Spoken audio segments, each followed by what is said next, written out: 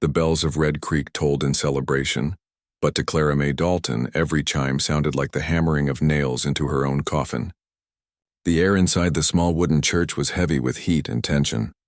The scent of roses could not mask the dread that had settled in her chest. She stood before the altar in a lace gown her mother had sewn with trembling hands, her face hidden behind a thin veil, her fingers cold despite the desert sun. "Do you, Clara Mae Dalton, take—" She didn't wait for the preacher to finish. The words felt like chains. Her eyes darted toward the open door at the back of the church. A single shaft of sunlight pierced through, catching the dust in golden swirls. Beyond it was freedom, unknown, terrifying, but hers. When the preacher looked up in confusion, she moved. One sharp tug ripped her hand free from the old rancher's grip. Gasps filled the church as her white skirt swirled past the pews. "Clara Mae!" Her father roared, his boots pounding the wooden floor behind her. But she didn't stop. She burst into the open air, her veil tearing loose in the wind. The people of Red Creek spilled out after her, calling her name, some in shock, others in fury. Her father's voice echoed down the street, harsh, desperate, promising punishment. But the more he shouted, the faster she ran. By the time she reached the edge of town, her lungs burned, her bare feet were cut on gravel, and the sun was already starting its descent. The desert stretched out before her like a sea of red and gold. She had no horse, no water, no plan, only the wild certainty that she would rather die out there than live as another man's property. The heat was brutal. Within an hour, her gown was torn and dusty, her lips cracked. Cactus shadows stretched long across the sand, and the faint outlines of mountains shimmered in the distance. She thought of turning back once, just once. But then she remembered her groom's rough hand grabbing her arm at rehearsal, the smell of whiskey on his breath, and her father's cold voice saying, "You'll do your duty, girl." No, she couldn't go back. By the second day, her body had given up its tears. Her tongue stuck to the roof of her mouth. She wandered until the world tilted and darkness swallowed her. When she opened her eyes again, she wasn't dead. She was lying in the shade of a rock wall, the smell of smoke and something earthy in the air. A large figure crouched near her, feeding small twigs into a fire. His skin was copper dark, his hair long and black, tied loosely behind his shoulders. He wore no hat, no shirt, only a deerskin vest and a necklace made from bone. For a moment she thought she was dreaming. Then his eyes met hers. Sharp, intelligent, unreadable, he handed her a waterskin without a word. She hesitated, staring at him. Unsure if she was rescued or captured, he spoke softly, his English rough but clear. "Drink, before the sun kills you." Her throat burned as she swallowed. Who are you?" she rasped. He didn't answer right away. He simply looked at her as if deciding whether she was worth saving. Then finally he said, "My name is Taza." Something in his tone made her shiver. Not from fear, but from the realization that this man, this stranger of the desert, was not like anyone she'd ever met. He didn't look at her with pity or possession. He looked at her like she was something wild, something he recognized. She tried to stand, but her legs failed her. He caught her before she fell, his hands strong, calloused, careful. For the first time since running, she didn't feel hunted. "Still," she whispered, her voice trembling. "You should leave me. My father will come." Taza's gaze flicked toward the horizon. "Let him come," he said quietly. "The desert does not care for fathers." And as the sun sank behind the cliffs, Clara realized she'd run from one prison straight into another kind of danger, one that wore a human face and spoke in a voice that made her heart tremble. When Clara awoke the next morning, the first thing she saw was red rock glowing in the dawn light. The fire from last night had burned down to embers. A soft breeze stirred the canyon, carrying the scent of sagebrush and smoke. For a few seconds, she almost forgot she was lost in the desert until she saw him again. Taza. The Apache sat near the fire, sharpening a long knife against a stone. His movements were slow, methodical, controlled. Even sitting still, he looked like something carved from the cliffs around them, immovable, dangerous, and impossibly strong. His dark hair caught the morning light, and the muscles in his forearm flexed with each stroke of the blade. Clara's heart skipped. She didn't know whether to thank him or fear him. He glanced at her without turning his head. "You're awake." His voice was deep and calm, but it carried something primal that made her skin prickle. She sat up slowly, brushing dust from the torn lace of her wedding gown.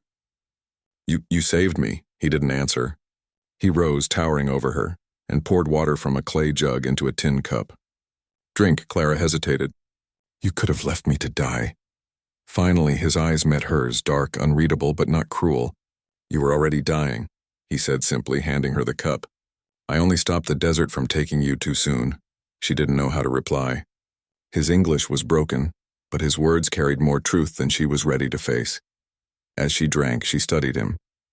His body bore old scars, thin white lines across his chest and shoulder, reminders of battles she couldn't imagine.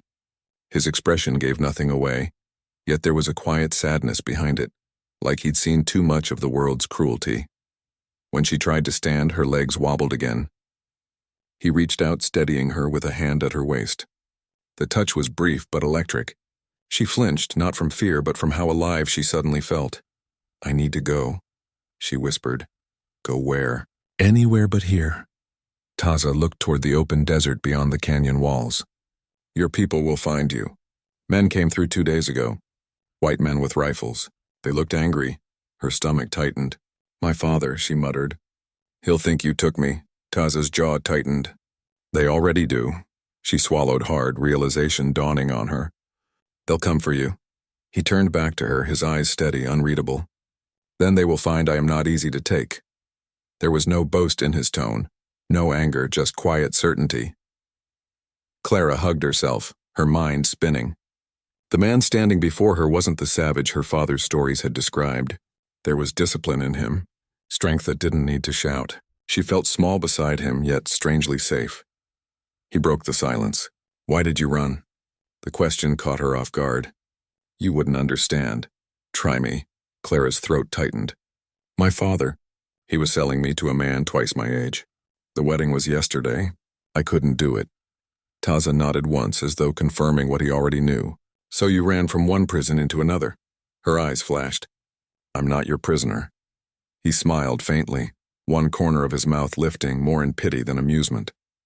"No, but this desert has no mercy. You will not last a day without me. I'll take my chances," she snapped. He didn't argue. Instead, he slung a leather pack over his shoulder and began walking away, into the narrow trail that wound through the canyon. "Then take them," he said. "But stay out of the sun." For a moment she watched him go, torn between pride and fear. Then the silence pressed too heavy, the emptiness too wide. She looked toward the horizon and realized she didn't even know which way Red Creek lay. With a curse under her breath, she gathered the torn hem of her gown and ran after him. When she caught up, he didn't look at her, but his mouth curved ever so slightly. "You change your mind fast, white lady." She glared at him. "My name is Clara," he nodded once. "Then walk faster, Clara. The sun is cruel today." And as they moved deeper into the canyon, she realized she had just bound her fate to a man who frightened her and fascinated her in equal measure. She didn't yet know that the Apache walking beside her had saved more than her life. He was about to awaken something wild and unbreakable inside her that she'd buried long ago. The canyon was alive with color when the sun fell. Red cliffs glowing like fire and shadows moving across the stone like slow-breathing creatures. The deeper they went, the quieter the world became. There was no sound but the echo of their steps and the whisper of wind between the rocks. Clara followed close behind Taza, her torn gown catching on thorns and stones. She'd cut it short with his knife earlier, turning it into a ragged skirt, practical but humiliating. Every movement reminded her she wasn't the pampered rancher's daughter anymore. She was a runaway, walking behind a man who owed her nothing. "Where are we going?" she finally asked, her voice echoing faintly. "To water," he replied without looking back. "And safety." For now, she hesitated. "You talk like a soldier." He glanced at her, one brow lifting slightly. "Once I was." That was all he said. The way he carried himself, silent, alert, always scanning the horizon, told her it was true. Clara watched him as they walked, the way his broad back shifted with each step, the muscles in his shoulders rippling under sun-darkened skin. There was power in every movement, but restraint too, like a predator that chose not to hunt unless forced. By sunset, they reached a narrow clearing by a stream that ran between the rocks. Taza stopped and dropped his pack. "We sleep here." Clara sank to her knees, too exhausted to argue. Her feet were bleeding, her lips cracked, and yet for the first time since fleeing Red Creek, she felt something strange. Peace. Taza built a small fire, his hands moving with practiced precision. He offered her a strip of dried meat. Eat, she accepted it without question. Hunger made her humble. When she tried to thank him, he only nodded, his gaze fixed on the flames. Minutes stretched into silence until she couldn't stand it anymore. You don't say much, do you? Words waste breath, he said simply. She smiled faintly. Then why bother saving me at all? He looked up, and for the first time, she saw a flicker of emotion behind his eyes. Because you looked at me like I was human. The words struck deep. She blinked, unsure what to say. He turned back to the fire, his expression hardening again. But she could feel the unspoken truth between them. He'd saved her not out of pity, but because something in her reminded him of himself. The night air grew cooler. She shivered and drew closer to the fire. Taza noticed and silently draped his blanket over her shoulders. She felt the warmth of it instantly, the faint scent of smoke and him clinging to the fabric. "Thank you," she whispered. He grunted softly in response, sitting down across from her. They sat in quiet for a while, firelight dancing across his face. The sharp lines of his jaw softened in the glow, his eyes dark and unreadable but not unkind. Clara found herself studying him. His scars, his steady breathing, the quiet strength that surrounded him like a shield. Then, to break the tension, she muttered, "You act like you're not afraid of anything." He glanced up. "Fear keeps me alive," she smiled faintly, teasing. "And what about me? You think I'm afraid?" He studied her, his gaze steady. "You're brave, but you don't know what that means yet." Her pride bristled. "Oh, I know what I like. I ran from everything they said I needed. I want to feel alive now. I want to fight for something real." A spark of challenge lit in her eyes. Taza's lips curved into a slow, almost dangerous smile. "You want to fight me?" Her heart pounded. "Maybe." He stood towering over her. The firelight painted his body in golden shadow. "Then stand." She rose shakily, glaring up at him. He stepped closer, close enough for her to feel his breath.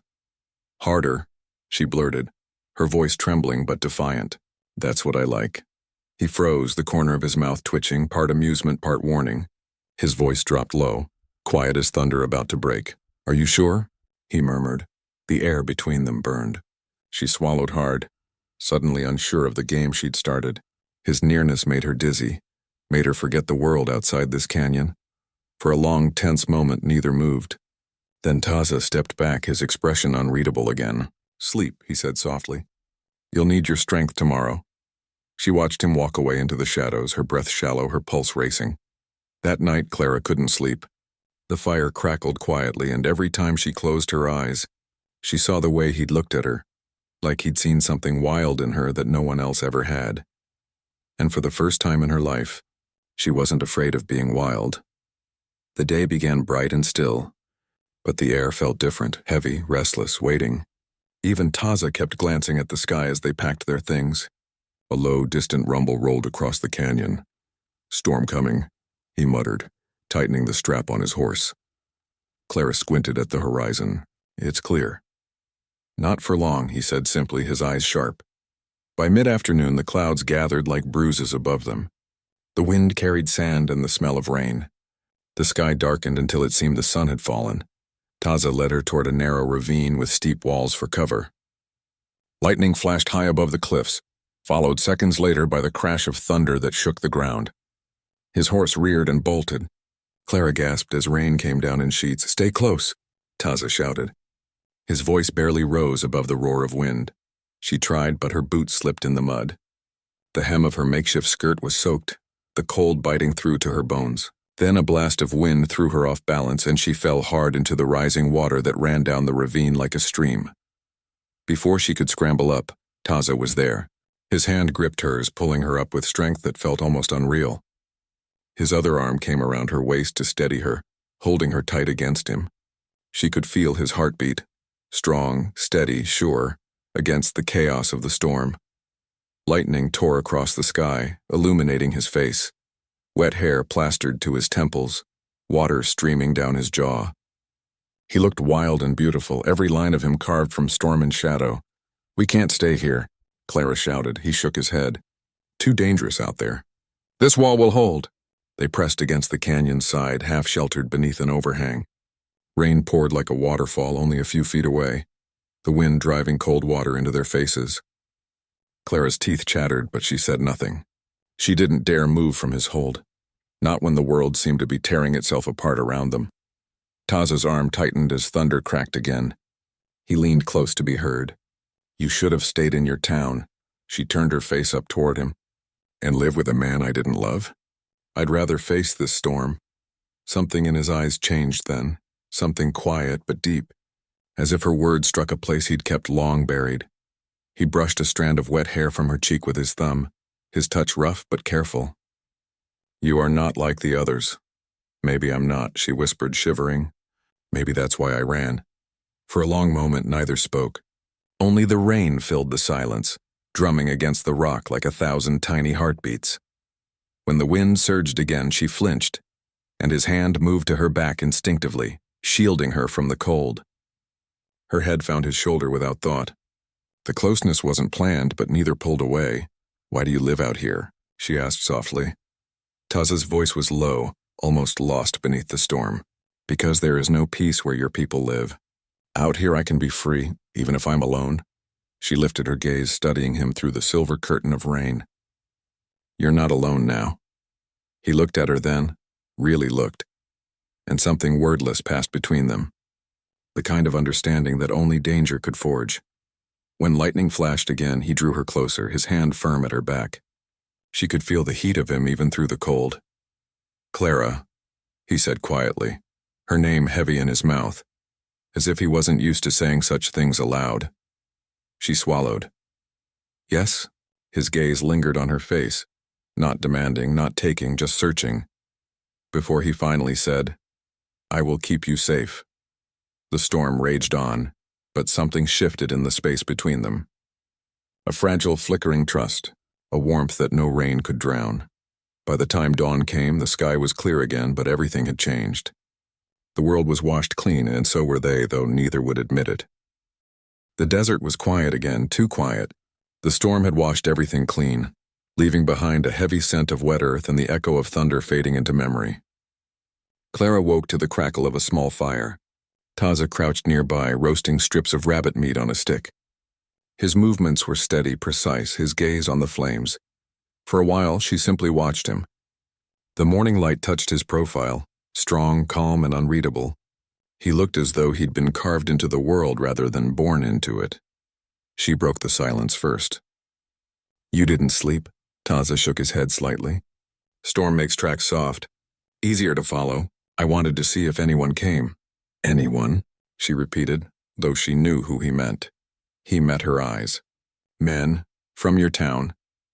A chill that had nothing to do with the cool air crept through her. "My father?" Hesitation flickered across his face and then a nod. "And others. 4 horses. White men, armed." Clara felt her stomach drop. "They're hunting me." Taza didn't reply immediately. He turned the meat slowly, the firelight catching in his eyes. "They say you were taken," he said at last. "By an Apache." She stared at him, realizing the weight of it. "They think you kidnapped me." His mouth curved slightly, not quite a smile. "To them, it is easier to believe a woman was taken than that she chose to run." The truth stung. She looked down at her hands, dirty and scraped, the last of her white gown now gray with dust. She'd thought running away would free her, but freedom came with its own kind of chains. Taza stood and walked to the edge of the canyon, scanning the distance. "They are close." "Maybe half a day. What will you do?" she asked quietly. He didn't turn around. "I will do what I must." Something in his tone made her rise to her feet. "You mean fight them?" "If they bring war, yes. You can't." She rushed forward, her heart pounding. "They'll kill you, Taza. My father, he won't stop until he—" He turned then, his eyes fierce but not cruel. "I have lived too long with men who think they can take what they want. I am not afraid to die for what is mine." She froze at his words. "What is mine?" Her voice dropped to a whisper. "Am I— what you mean?" For a moment he said nothing. The fire popped softly behind them. Then in a voice low as thunder he said, "You are under my protection. That is enough." The line between protection and something deeper blurred in the space between them. Clara wanted to argue, to tell him she didn't need anyone's protection. But the truth was, she did. Out here she wouldn't last an hour alone, and somehow the thought of being separated from him frightened her more than any bullet. "Then we run," she said suddenly. "We can get ahead of them. Find another trail." His gaze softened slightly. "You would run again?" "Yes," she said with more fire than she felt. But this time not from fear. From people who'll never understand. He studied her for a long moment, then nodded once. "We go north. Through the stone pass. It will slow them." Within minutes they packed what little they had. Taza moved with quiet purpose, his senses tuned to every sound. Clara followed close, the weight of his words lingering in her chest. By afternoon they reached the narrow pass, a maze of rocks and dry brush. But before they could cross, the distant echo of hooves shattered the stillness. Taza stopped. His head tilted, listening. Then very softly he said, "They found us." Clara's pulse leapt. "What do we do?" He glanced back at her, his voice low but certain. "You hide. Do not come out until I say." "I won't leave you," she said fiercely. His expression was unreadable, but a flicker of something, pride maybe, crossed his eyes. "Then stay low, and do not fear what you see." As he stepped toward the rocks, bow in hand, the wind picked up again, carrying the faint cries of men riding closer. Clara crouched behind a boulder, trembling, not from fear of the search party, but from what she knew was about to happen. Taza had lived his life fighting to survive. And now for her, he was willing to fight again. The sun sank low, casting the canyon in shades of red and gold. The faint thunder of hooves drew closer, echoing between the stone walls like the heartbeat of war. Clara crouched behind a boulder, her hands pressed to her mouth to keep from crying out. Every instinct screamed for her to run, but she couldn't. Taza was out there. He moved like part of the desert itself, silent, sure, his body blending with shadow and rock. The bow in his hand seemed an extension of him, his movements smooth, deliberate, without panic. The first rider appeared at the mouth of the canyon, a pale horse kicking up dust, a rifle glinting in the rider's hands. Clara recognized him instantly. Jed Boyd, her father's foreman and the man who'd once boasted he'd break her spirit if given the chance. "Spread out," Jed shouted. "The girl's here somewhere." "The Apache, too." Taza's eyes narrowed. He crouched low behind a rock ledge, drawing an arrow. The string pulled taut, and before the first echo of thunder faded, the arrow flew, clean and fast. Jed's hat flew off as the shaft tore past his ear, pinning it to the saddle horn. The warning was clear, but Jed Boyd never took warnings well. "Find him," he barked. "Kill him if you have to." Gunfire shattered the stillness. Clara gasped, ducking lower as bullets sparked against the rocks. Dust filled the air, the acrid scent of gunpowder thick in her throat. She pressed her palms over her ears, her heart pounding so hard it hurt. Through the haze, she saw Taza move again, swift, fearless. He loosed another arrow, striking a rifle clean from a man's hand. The rider yelped, clutching his arm. Two horses panicked, rearing, throwing their riders into the dirt. Then came the sound she dreaded, her father's voice. "Clara May." He bellowed, his tone raw with rage and something close to fear. "Come out this instant." She froze. Tears burned her eyes. He was close, too close, Taza's head lifted, eyes sharp. He'd heard the voice too. He turned, and for a moment their gazes met across the smoke and chaos. "Stay down," his eyes said. But Clara couldn't. A rifle cracked and Taza staggered. "No." Her scream tore from her throat before she could stop it. She ran from her hiding place, slipping on the rocks, nearly falling as she reached him. Blood bloomed bright against his shoulder. Her father's shout came again. "Get away from him, Clara." Taza's hand caught her wrist, steadying her. His voice was strained but firm. "You should not have come out." "You're hurt," she whispered, pressing her hand against the wound. "I can help, just stay still." He shook his head, his expression calm despite the pain. "They will come again. You must go." She looked at him, tears streaking the dust on her face. "I won't leave you." The riders regrouped, loading their guns. One raised his rifle toward them. Without hesitation, Clara grabbed Taza's bow and fired an arrow wildly. It missed, but it startled the man enough for Taza to drag her behind a boulder. For a long, terrifying moment, there was nothing but gunfire and shouting. Then silence. The wind swept through the canyon, carrying the smell of smoke and fear. When the echoes faded, Clara realized the riders were retreating. She saw them gallop toward the horizon, dragging their wounded. Her father rode last, his face pale, his jaw set like stone. He didn't look back. Taza leaned against the rock, breathing hard, sweat and blood streaking his skin. Clara knelt beside him, her hands trembling as she tore a strip from her ruined skirt to bind his wound. "You saved me again," she whispered. He gave a faint smile, eyes half closed. "No, you saved me this time." She pressed the cloth tighter. "You shouldn't have stood in front of me." He winced, then said quietly, "It is what a man does for the woman he protects." Her heart caught on that pause. She looked up at him, meeting his gaze. For a long moment, the world around them disappeared, the gunfire, the blood, the hate that had brought it all. Only the two of them remained, alive, bruised, and bound by something neither of them could deny anymore.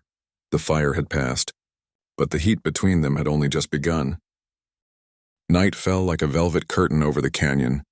The stars sparkled cold and distant above, but the fire between Clara and Taza kept them warm, its glow casting flickering shadows across their faces. Taza sat with his back against a rock, his shoulders tense, one hand resting on the bow he'd refused to leave behind.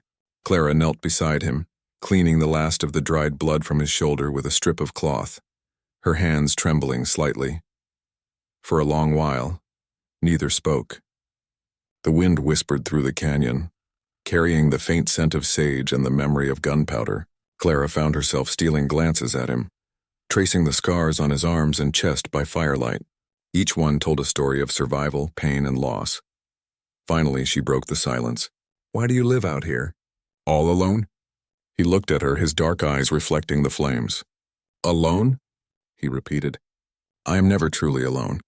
The desert watches, the wind listens, and the mountains remember. Men think I am isolated, but I am free, and freedom comes with its price." "You don't look free," she said softly. "You look haunted." A shadow passed over his expression.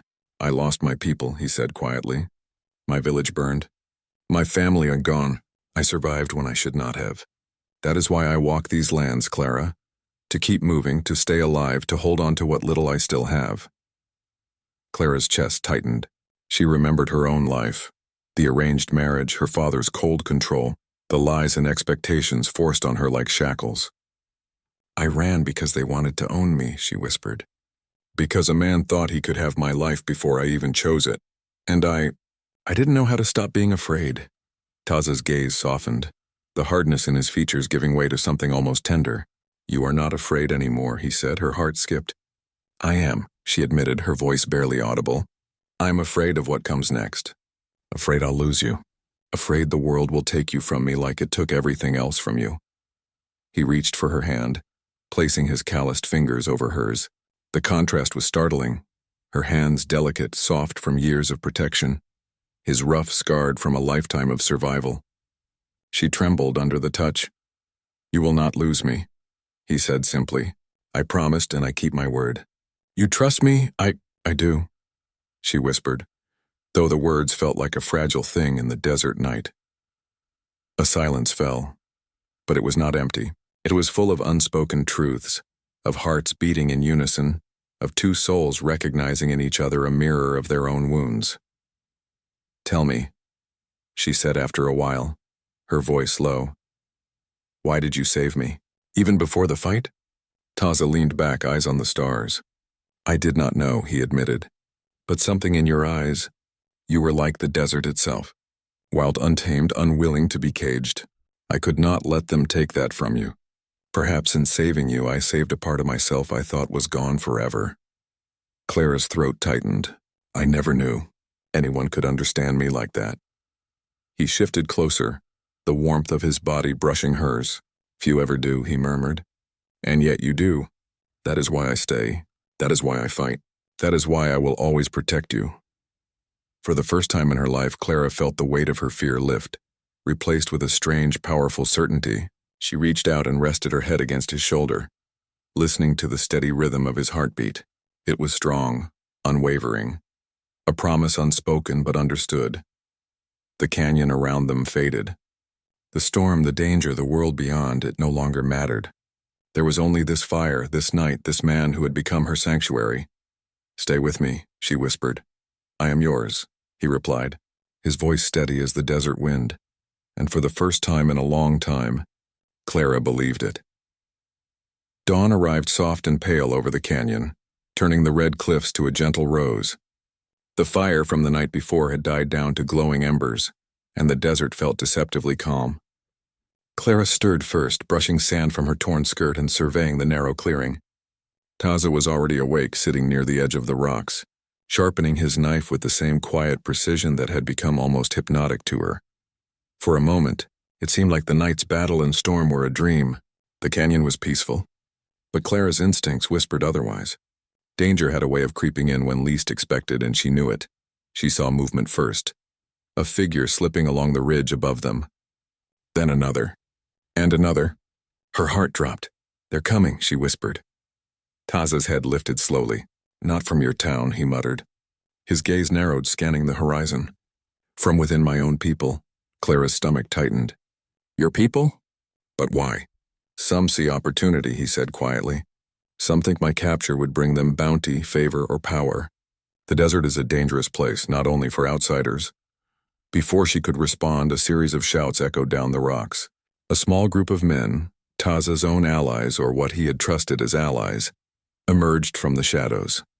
Their faces were hard, eyes cold. One held a rope, another a rifle. "Hands where I can see them," the leader barked. Taza rose, towering over them, his expression unreadable. "What is this?" "You will bring the white woman," one man demanded. "Or you'll answer for yourself." Clara stepped back, her pulse racing.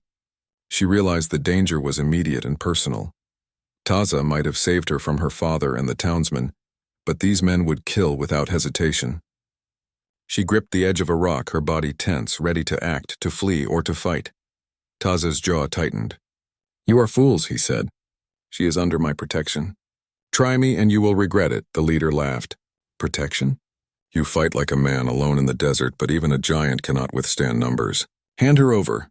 Clara's chest tightened. She remembered the fire and fury of the previous day. Taza's strength, his unshakable will. She realized that running again would only endanger him. Somehow she had to help. "Wait," she called out. "Stop, listen to me." The men paused, glancing at her uncertainly. Clara stepped forward, hands raised. "You think taking me will bring you power, but you don't understand him. He will not be defeated, and if you try—" Her words faltered as a rifle cracked. One of the men had aimed too quickly and the shot went wide, embedding in the rock behind her. Taza moved like lightning, his hand grabbing her, pulling her behind a boulder for cover. In a flash, he was between her and the threat, his eyes blazing. The men hesitated, realizing the danger of underestimating him. "You will leave," Taza said, his voice low, deadly and unwavering. "Now." The tension held for a long, strained moment.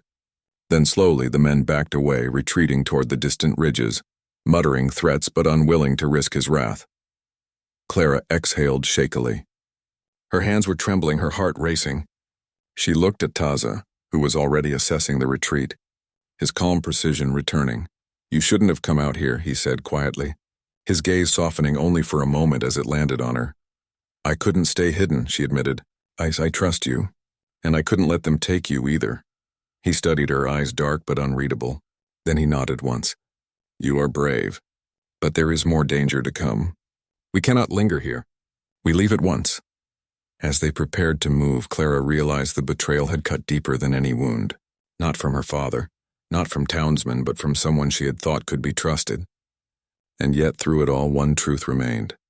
Taza would protect her no matter the cost, and she would follow him anywhere. The desert was alive with early morning light, casting long shadows across the red cliffs. Clara mounted her horse with a mixture of fear and determination. Taza's hand brushed hers as he steadied her. Their eyes met, no words were needed. They had survived storms, gunfire, and betrayal together. Now they had to outrun the relentless pursuit of those who wanted to tear them apart. "We ride north," Taza said quietly, his voice steady but urgent. "The stone pass is narrow. They cannot follow easily." Clara nodded, gripping the reins tightly. Her body ached from the past days, but adrenaline surged stronger than exhaustion. She had never ridden like this before, yet somehow, with him by her side, she felt she could survive anything. The horses galloped into the desert, hooves pounding against dry earth. Dust rose in clouds behind them, the sound echoing through the canyons like the heartbeat of the land itself. Taza rode beside her, his presence both protective and reassuring. He did not speak often, but when he did, his words carried weight. "They will not stop until they have given up hope, or we are caught," he murmured. Clara swallowed, her throat dry. "I know," she said, "but we have to try." Hours passed, the sun climbing high, beating down on their backs. They moved in silence, save for the occasional command to their horses or the wind whistling through the canyon. Despite her fear, Clara found herself stealing glances at Taza. There was a quiet intensity in him, a focus that never wavered. And yet in rare moments his eyes softened when they met hers, revealing a depth of feeling he rarely let surface. By midday, they reached the stone pass. The narrow trail wound between cliffs, jagged and treacherous. Taza's eyes scanned ahead, calculating every step. "We must go slowly here," he said. "One misstep and the canyon claims us." Clara nodded, following his lead. The horses moved carefully, their hooves finding purchase on the rocky path. Every shadow could hide an ambush, every sound could signal pursuit. She felt the tension tighten in her chest, but she also felt alive in a way she had never known before. Suddenly a shout echoed from behind. Clara's heart leapt. Men had followed them, their persistence relentless. "Stay close," Taza ordered, his voice low but commanding. He pulled his bow from his back, straining the string. The arrow flew, striking a rock just ahead of a rider, forcing the man's horse to swerve violently. Dust and pebbles flew, and the others faltered. Clara's pulse raced, but she did not falter. She reached for her own small knife, keeping it ready, though she knew it was little match for Taza's skill. Yet she also knew she would not leave his side. Not now, not ever. The narrow pass forced the pursuers to slow. Taza guided the horses expertly, his focus absolute. The tension of the chase, the danger, and the exhilaration mingled in her veins. She felt her own courage grow with every careful step, every narrow escape. By evening, the canyon widened, giving them some breathing room. The sun dipped low, painting the sky with oranges and purples. Clara and Taza slowed their horses, scanning the horizon. No one followed. For now, they were free. Clara exhaled, leaning back against her horse. "We made it," she whispered, disbelief and relief mingling in her voice.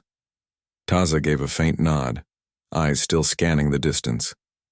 "For now," he said, but when he looked at her, the hardness in his gaze softened. "You have fought well. You are stronger than you know." Her lips curved into a small, tired smile. "And you are fearless," she said quietly. He looked at her, silent for a long moment. The canyon stretched before them, wild and untamed, yet beautiful. They had survived everything together, and the bond between them had grown into something neither fear nor danger could break. That night, as they camped beneath the stars, Clara realized a truth she could no longer deny. She trusted him with her life and her heart. And somehow in the vast, merciless desert, she felt the first flicker of hope that a new life, together, might be possible. The desert stretched endlessly before them, painted in golds and reds under the rising sun. Clara woke to the warmth of Taza's body beside her, the quiet rhythm of his breathing grounding her. The canyon had tested them in every way, storms, betrayal, gunfire, but now at last they were together and still alive. Taza stirred, lifting his head to scan the horizon. "No sign of them," he said quietly, his voice still low and steady, but there was a hint of relief beneath it. Clara reached out, brushing a strand of hair from his forehead. "We made it," she whispered. He turned to her, eyes dark and intense. "For now," he said, but when he looked at her, the tension in his shoulders softened. "You fought beside me. You are brave, Clara. Stronger than most men I've known." Her chest swelled with a mixture of pride and something deeper. She had always felt trapped by the expectations of others. But out here in the desert, with this man who had become her protector and companion, she felt free, truly free. They mounted their horses and began the final leg of their journey north, through valleys and along cliffs. The desert air was crisp, carrying the scent of sage and rain-soaked earth from the last storm.